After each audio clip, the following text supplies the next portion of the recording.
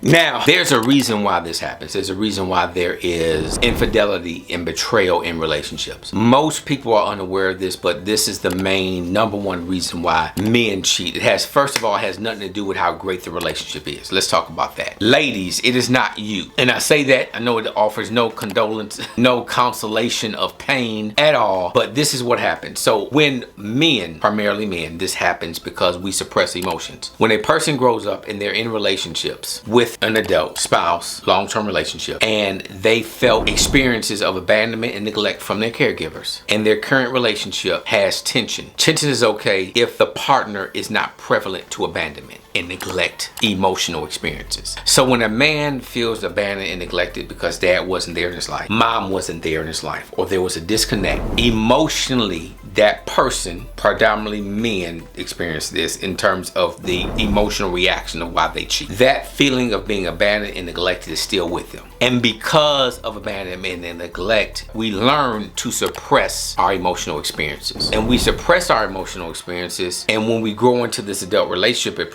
especially his 20s and 30s, because we're not old enough to realize that pain is still there, we think we're done with it. It doesn't bother me anymore that my dad wasn't in my life, or my mother wasn't in my life, or they were there but they showed me no emotional connection. I felt distant, I felt neglected, I felt unloved. When we felt unloved in our childhood experiences and we go into our adult relationship, we are still feeling that as an emotional disposition, meaning this is my default emotional position, feeling unloved. I want that to sink in for a moment. Your man feels unloved. Has nothing to do with you. Has nothing to do with you in the relationship showing him love, but he's not feeling love. Now, how do we remedy this? First off, we need to understand as a man that we actually feel this level of emotional disconnect. Period. You need to know you carry this around with you. You need to know for your default position is to feel unloved. Why do I need to know that, Jimmy? Because any person that comes into your life that shows a level of value and interest in you, you are hypersensitive to that person, meaning you gravitate toward it because they're giving you what you emotionally are looking for, which is what? To feel valued. To feel valued and wanted. What I'm going to do is I'm going to gravitate toward that person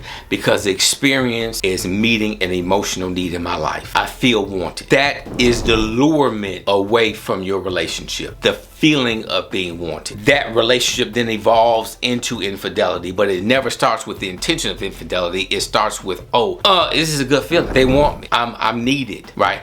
And if you have a relationship with a spouse, and this is where we get into challenges at, especially if we quote unquote one of these alpha females, and I don't need a man, but a man needs to be needed. So because you felt abandoned and neglect doesn't mean you are going to cheat on your spouse. I felt abandoned and neglected. I never cheated on my spouse, but my spouse has an emotional disposition and she has never gave me the experience that I was not needed or not wanted. So if you have suffered from that and your spouse gives you the emotional experience of feeling needed and wanted, you're not looking for it. But if I do feel that I'm not needed and I'm not wanted, that emotional need is not met. And so when someone speaks to me, that experience will draw me away because it's meeting an emotional need. So sisters, and for you who are communicating in the way of, I don't need you, I love you, but I don't need you. That shows, #1, that you are suffering and emotionally reacting, meaning you may have an unmet emotional need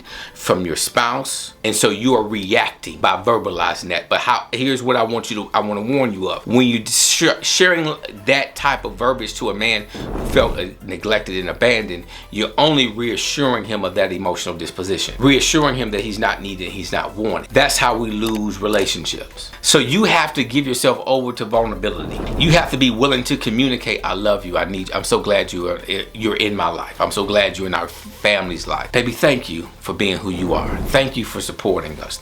When you talk like that to a man who has an emotional disposition of neglect and abandonment, he would never go feeling that he's not needed and he's not wanted, which means that temptation to be lured away diminishes. So that means you have to be healthy enough emotionally to communicate to this man your emotional desire for him and your gratitude for him, because any man in your life needs to be needed. He is not a partner. He is not in there to help you you pay bills and it's 50-50. No, that's not a relationship. Inheriting every man and inheriting every woman are things. In every man is the need to feel valued, the need to feel respected, and the need to feel needed. He is not an accessory. Women need to feel valued, and they need to feel like they are number one in your life. Meaning you are communicating in a way to them and you're acting in a way that they feel loved by you. That's why the woman's scripture is a crown. Why? Well, because the crown is what you wear on top of your head. It is representation of your love and your glory, right? I want you to know, the more you value your spouse or your wife and you give them words of value, experiences of value, you've made their day. The more you give that man words of respect and words of gratitude and appreciation, he's not going anywhere. If this video has blessed you, like, subscribe.